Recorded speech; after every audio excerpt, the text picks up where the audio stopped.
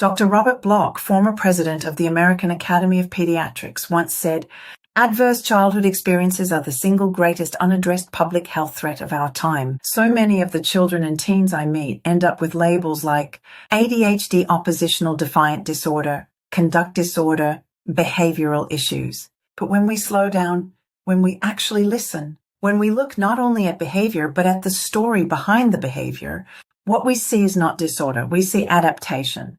Here's where the research becomes impossible to ignore. The ACE study found something called a dose-response relationship, which means the higher a person's ACE score, the greater their risk for serious physical and mental health conditions over the course of their life. If someone had 4 or more ACEs, their risks changed dramatically. They were 2.5 times more likely to develop COPD or hepatitis, 4.5 times more likely to experience clinical depression, and 12 times more likely to attempt suicide. But when a person had 7 or more ACEs, their risk of lung cancer tripled. Their risk of heart disease, the leading cause of death in the US, went up by 350%, and their life expectancy dropped by 20 years. Over the years, as a licensed professional counselor, I've had the honor of sitting with children and adults across the lifespan who carry stories no human should ever have had to carry. Stories of physical abuse, emotional neglect, parents who are unpredictable or absent because of mental illness, homes shaped by substance use, years of instability, removal from family, and sexual trauma that still echoes in the body decades later. And I want to say this clearly and gently, trauma does not stay in the past. Trauma becomes biology. It becomes the startle in your chest, the tightness in your throat, the difficulty sleeping, the panic, the shutting down. It becomes how we cope, how we love, how we protect ourselves. And this is exactly what the ACEs, adverse childhood experiences, research has shown us. When children grow up in chronic stress, their nervous system adapts for survival. Not because something is wrong with them, but because something happened to them. In the mid-1990s, the CDC and Kaiser Permanente launched one of the largest and most influential public health studies ever conducted in the United States. They surveyed over 17,000 adults about their childhood experiences, asking whether they had faced emotional, physical, or sexual abuse, emotional or physical neglect, or whether they grew up with a parent who struggled with depression, addiction, violence, or incarceration. They also included parental separation or divorce. Each category counted as 1 point. This became what we now call your ACE score adverse childhood experiences. And what the researchers found changed everything. 67% of people had at least one ACE. 1 in 8 had 4 or more. And this wasn't a study of marginalized or at-risk groups. The majority of participants were 70% white and 70% college-educated. This wasn't those families. This is our neighbors, our colleagues, our friends, maybe even us. Trauma does not discriminate by income, culture, or how put together someone looks on the outside. Here's where the research becomes impossible to ignore. The ACE study found something called a dose-response relationship, which means the higher a person's ACE score, the greater their risk for serious physical and mental health conditions over the course of their life. If someone had 4 or more ACEs, their risks changed dramatically.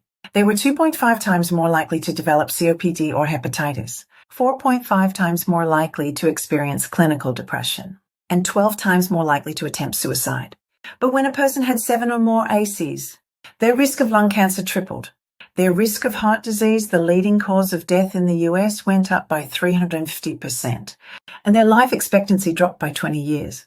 This is not weakness. This is not personality. This is not someone overreacting. This is physiology. This is the nervous system living in survival mode for too long. When a child grows up in a home where stress is constant, unpredictable, or frightening, the body doesn't get to rest. It stays on high alert. The amygdala, the alarm system of the brain, becomes overactive, scanning constantly for danger. The prefrontal cortex, the area responsible for planning, impulse control, learning, emotional reflection, becomes harder to access. And the nervous system becomes conditioned to live in fight, flight, freeze, or collapse just to survive. So many of the children and teens I meet end up with labels like ADHD oppositional defiant disorder, conduct disorder, behavioral issues. But when we slow down, when we actually listen, When we look not only at behavior, but at the story behind the behavior, what we see is not disorder. We see adaptation, a brain that reorganized itself to stay alive, a nervous system that learned how to protect its owner in a world that felt unsafe. This is not brokenness. This is intelligence formed under threat, a survival strategy, not a flaw. Let's think of stress like seeing a wolf on the trail. If you saw a wolf, your body would immediately go into survival. Your heart would race, your breath would quicken, your muscles would tighten, cortisol and adrenaline would flood your system. That reaction is normal and protective. Your nervous system is doing exactly what it is designed to do, keep you alive. But trauma is what happens when the wolf is not on the trail. The wolf lives inside the house.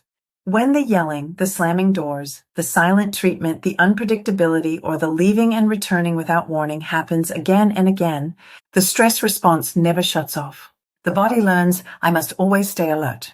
I can never rest. I am not safe. This is what we call toxic stress, the chronic activation of the survival system without a safe, regulating adult. And toxic stress does more than change feelings. It reshapes the brain to survive. Not because someone is weak, but because they adapted to danger. This part matters because this is not hopeless. The nervous system is plastic. It can change. The brain is adaptive. It can reorganize. The body is wired for repair when it finally feels safe. Healing doesn't come from trying harder or just getting over it. It comes from relationship and regulation. It comes from being with safe, steady people who help your system settle, predictable routines that create a sense of control, and therapies that include the body, not just thoughts. Breathwork, somatic experiencing, EMDR, trauma-informed CBT, learning to come back to the body slowly, gently, compassionately. When we understand the why behind behavior, everything changes. We stop asking, what's wrong with you? And instead, we ask, what happened to you? How did your body learn to survive? And how can we help you feel safe now? This is where healing begins. Not in judgment, but in understanding and connection. Dr. Robert Bloch, former president of the American Academy of Pediatrics, once said, adverse childhood experiences are the single greatest unaddressed public health threat of our time. And he's right, but I want you to hear this just as clearly. I have seen healing. I have watched children, teens, and adults who were shut down, angry, numb, overwhelmed, or terrified, slowly come back home to themselves. Not because they were corrected or forced to change, but because they were finally understood. Because someone saw the story behind the behaviors. We are not just treating symptoms, we are restoring humanity. We are reconnecting people with their bodies, their emotions, their sense of safety.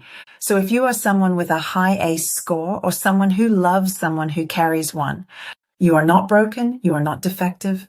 You are a survivor whose nervous system adapted to keep you alive.